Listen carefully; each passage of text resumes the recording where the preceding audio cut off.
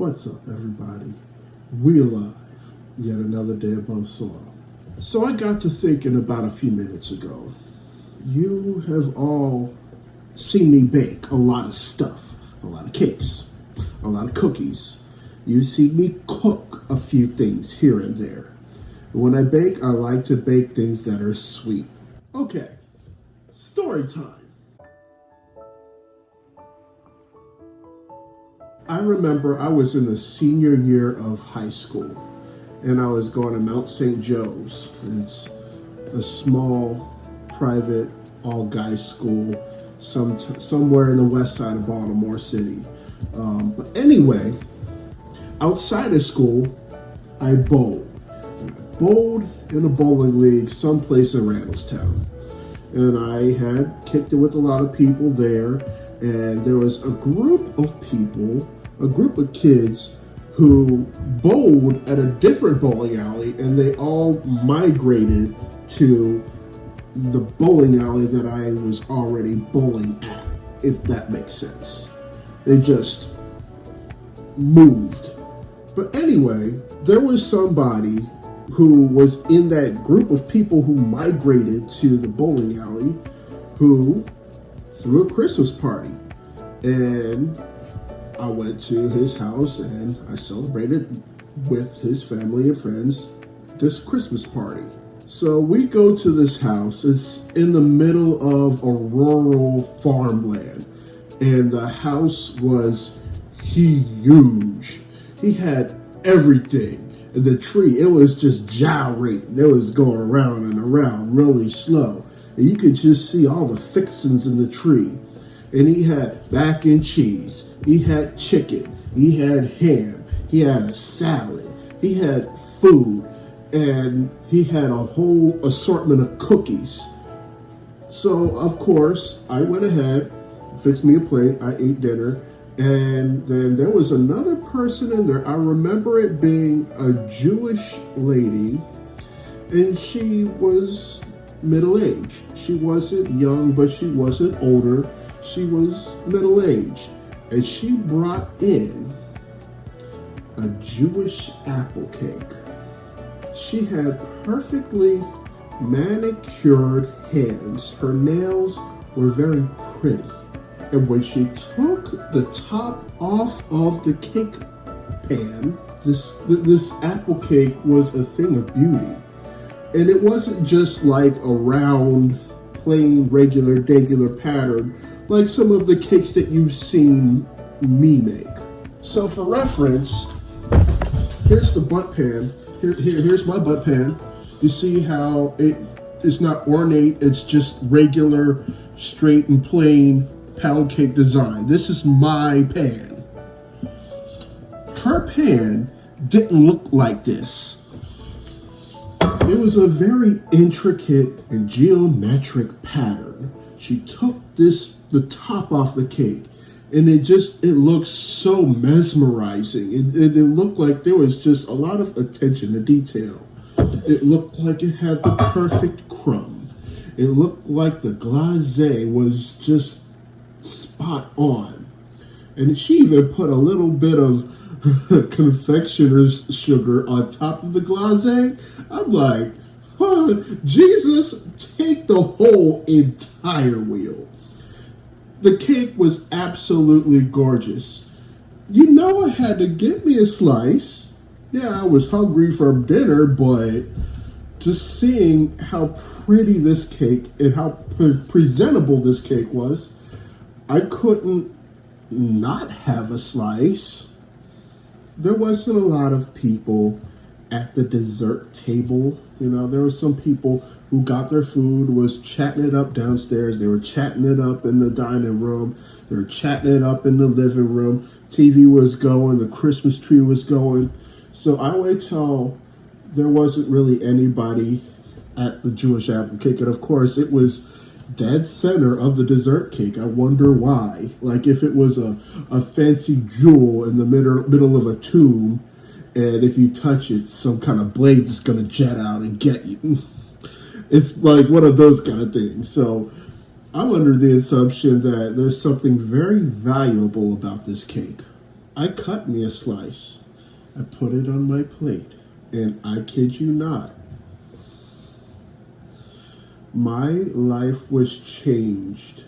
The whole entire course of my life, my existence changed from that one piece of cake. Let's just say there was the life of Drew Spriggs before this lady's Jewish apple cake.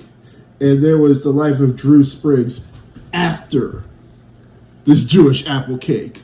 Yes, this cake was absolutely gorgeous. But the fact that as soon as the cake touched my tongue and it melted in my mouth, and I tasted the tartness and the sweetness of the apple. I tasted the twang of the orange juice. I tasted the voluptuousness of the glacé. It's just, I felt the motivation and I felt the love that went into this apple cake. And I'm not gonna lie, making a pound cake is a labor. It is a labor of love. And when I had tasted that cake, she put her whole arm, foot, and elbow and her whole batch of love into this cake. So once again, this was at a Christmas party. The lady who brought this cake was Jewish. It was a Jewish apple cake, but she was invited to a Christmas party. So I'm like, okay, cool. Of course, my birthday is coming up very soon. It's going to be the beginning of February. So this does come into an important role. So anyway, I'm still awestruck.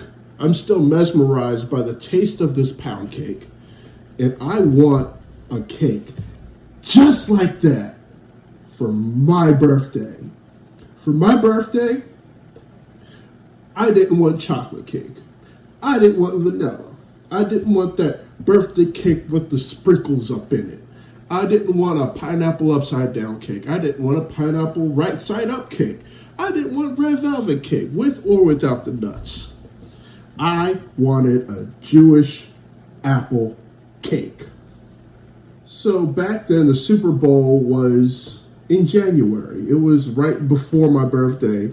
And of course, the Super Bowl ended, and my mom's like, okay, your birthday's coming up. What do you want to have for your cake? And I said, Mom, I would like a Jewish apple cake.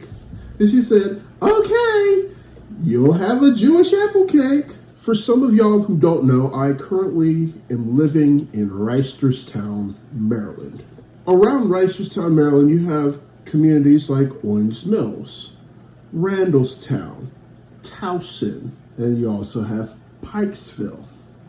And then somewhere below Pikesville, you're going to have three neighborhoods in Baltimore, and Pikesville and these three neighborhoods in Baltimore City are predominantly Jewish communities, which means there you're going to find a lot of synagogues. You're going to find a lot of people wearing yarmulkes. You'll find people wearing headdresses and scarves, especially when it's during Shabbat. Keep in mind, I am not Jewish, and I don't believe I have any trace of Jewish ancestry in my blood. But I kid you not, I still think about this day anyway. So anyway, I asked my mom, I want a Jewish apple cake, and she said, okay. My birthday comes, my 18th birthday comes during my senior year of high school, and instead of a Jewish apple cake, I got an apple crostata. And I was like, okay, cool. I wasn't going to complain because I was very thankful that someone gave me a dessert for my birthday. So, nope, not a problem, not a problem. So, I graduated from Mount St. Joe, and people call it the Mounter. I like to call it MSJ because I went to Mount St. Mary's University, which they also call it the Mount. I graduated from high school, went to the Mount, for my freshman year. And of course, the Super Bowl happened. And my mom said, okay, what cake do you want for your birthday? And I said, Mom, I would like a Jewish apple cake. My birthday came, and instead of a Jewish apple cake, guess what I got? I got an apple crostata. So I was like, okay, thank you. So then my sophomore year at the Mount, of course, the Super Bowl ended, and my mom said, okay, so what cake do you want for your birthday? And I said, I would like a chocolate cake. And she was able to give me a chocolate cake, and I intentionally thought, okay, let's switch it up and see. Now, my junior year of high school, my grandfather was not doing good. He actually passed away after my birthday, and it was before a family friend's wedding. It actually happened on the Ides of March, strangely enough. So my birthday cake wasn't really that much of a priority. My grandfather was a patriarch. He was the patriarch of our whole entire family. He held everything together, and I want him to rest in peace. We all love him, and I think that he's watching over all of us. So after a long time of mourning, my senior year came. And of course, the Super Bowl ended, and my mom said, hey, Drew, what do you want for your birthday cake? And I said, Mom, I would like a Jewish apple cake. And you could already see what she was gonna give me for my birthday. So, okay, graduated from the Mount, went to Indiana State University, we're gonna fast forward through that, and then there was a couple years at Oneonta, lived in upstate New York. Hey, Drew, what do you want for your birthday cake? I would like a Jewish apple cake. Apple crostata. Another year. Drew, what do you want for your birthday? I would like a Jewish apple cake. Apple crostata. So after a lot of this kind of stuff, I started to think, Mom, is there a reason why? Is there a reason why you do not want to give me a Jewish apple cake? The thing is, she didn't want to necessarily measure things. Granted, there's a lot of Jewish bakeries, and there's a lot of babushkas who live close to Pikesville, Randallstown, Reisterstown, and Owings Mills. They probably have dessert books where they have chocolate babka, mandel bread, and a Jewish apple cake. So I said, okay, bet. But then when I was living in Oswego, I remember that there was a very special gift that my mom gave to me, and it was a standing mixer. Right now, my standing mixer's in the storage room, but it's all good. I'm definitely going to use it when I get my own place and my own kitchen, and I continue to make more cooking videos for y'all. But anyway, I got my standing mixer, and my mom actually gave me a recipe for her honey biscuits rolls. Now, these honey biscuits rolls, they don't have honey in them. They're potato rolls, but they are probably the best potato rolls that you will ever have in your entire life. To be honest, I could make the honey biscuits rolls, and I don't want to put it on YouTube because that recipe is something that is very safeguarded. It really is. This is during the pandemic, and this was during the time I left SUNY Oswego, and during the time I was in a new job, I got laid off, blah, blah, blah, blah. I was looking at this standing mixer, and I was looking at recipes, and I saw somebody make a pound cake. And I said, okay, I think I can do this. I kid you not, I got all of the ingredients, I tried the pound cake, and it came out perfect. Matter of fact, I'm going to show you all a picture of my first pound cake, because my parents still till this day are very amazed by how this pound cake came out, and it was my first one. So here it is.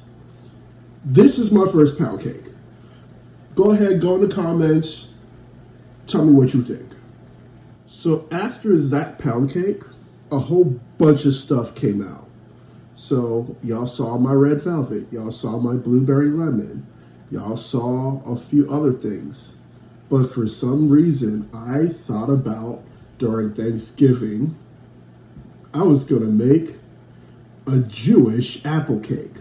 Usually during the winter and during the summer, I would go back to Reisterstown, visit family, and reconnect. While I was back here in Reisterstown during the summer, I actually went to a synagogue and I asked a babushka for a recipe to a Jewish apple cake, and she was gracious enough to give me this recipe. Because I still want to know who this lady is who brought the original Jewish apple cake to this Christmas party. I know the name of the person who is friends with that person's mother who made this Jewish apple cake. So I need to reach out to a couple people to see if this person's mother is still alive so that I could give her the gratification she deserves and quite possibly get her recipe if I can. But anyway, I got this recipe from a babushka, and I got a few other recipes from the internets, and I came up with my own. And of course, you can go ahead and watch my video of how I make Drewish apple cake. This is my rendition of how I make apple cake, and it came out perfect.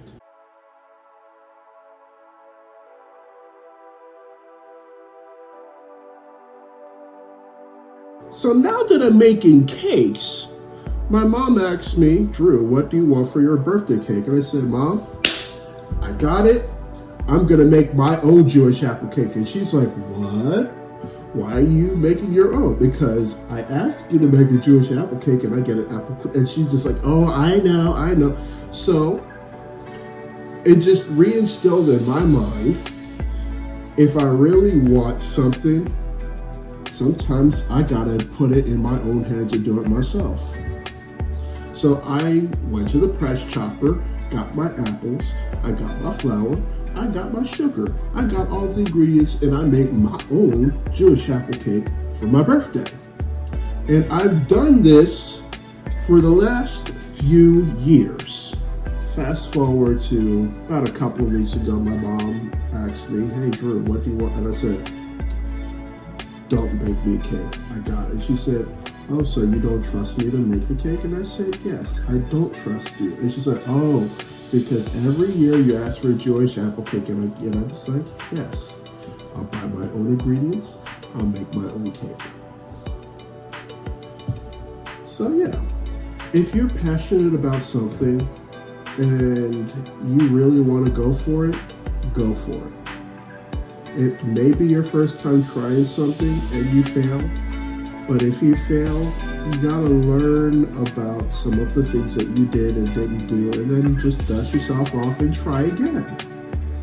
Sometimes you'll nail it the first time, but if you really want it, it will happen. It was that one Jewish apple cake that forever changed my life. And ever since that day, I have very high respect for those within a Jewish community. And here's my really raw opinion about this, and I mean this with the utmost sincerity. People within the Jewish community have gone through so much crap in their life. They still till this day go through a lot of anti-Semitic thoughts. There's a lot of hate speech surrounding Judaism, and then there was the period during the Second World War where if I mention that specific word, this video may be demonetized, but if you know, you know. Anyway, I have to give credit where it's due. If you are Jewish and you're watching this video, I give you and many of your ancestors, and many people within the community, much love, good spirits, and vibes. Because when y'all make desserts and when you make cake, I can taste the love that goes into those desserts. So much so that I'm now going to libraries and I'm looking up recipes, not only for Jewish apple cake, but there's a few others. During the recent Christmas break, I was watching an episode of Seinfeld, and he was talking about babka, the chocolate babka. And I said, oh my God, these pictures of babka, I got to bake this. But the thing is, it involved yeast. But of course, if it's the first thing and I don't succeed, you just gotta dust yourself off and try again. But this was my first time and I was determined to make chocolate babka. It came out good, and I'm telling y'all now, y'all are going to see chocolate babka sometime in the near future. It will happen. And I'm also gonna throw in cinnamon sugar babka. So, no secrets, I got a recipe for chocolate babka right here, and based upon some of the things that I see in this recipe, I'm gonna tailor make it, make a few changes here and there. I've got a recipe for challah. I got challah recipe right here. I even have a recipe for mando bread, which is Yiddish for almond bread. I want to make mando bread for y'all. It's like a biscotti, but without butter. I have rugelach. If I'm saying this word incorrectly, please correct me. But it looks like croissants. It looks like croissants. I want to make these desserts because I look at pictures, I walk near Jewish bakeries, and I said, y'all cook with passion and love. And if more people have these desserts, I think there's going to be a lot less hatred in the world, period. At tabling events, I kept selling things that I made from recycled material, and I'm going to keep doing it. I'm going to keep making things and making pictures. It's just, I really do not want to stop that because the world is still polluted and it needs to change. And people need to be educated on how we can change this epidemic. But at the same time, when I'm going to these tabling events, I keep seeing other bakers selling product and they're selling out. So, looks like we need to change some things. So moving forward, LDX fam, y'all are going to see more baked goods at tabling events where LDX is going to be. And speaking of other Jewish desserts other than Jewish apple cake, you will be seeing some of these videos in the very near future. And for those in the Jewish community, I'm speaking to you right now, and I'm saying this with the utmost bluntness, and I'm being very explicit. If you are watching my videos when I'm making these recipes, if you have any feedback, if you have any constructive criticism, please give me the feedback in the comments. Or if you're seeing this and you live in the Baltimore area and you see this face and you see my videos, please give me feedback because I want to know how I can better cook these things with love so that we can end hatred in the world we live in. Because y'all have something really good going on. But anyway, there's a lot of things within our society that discriminate. Death, however, still does not discriminate. Until next time, I see y'all later. I'm out.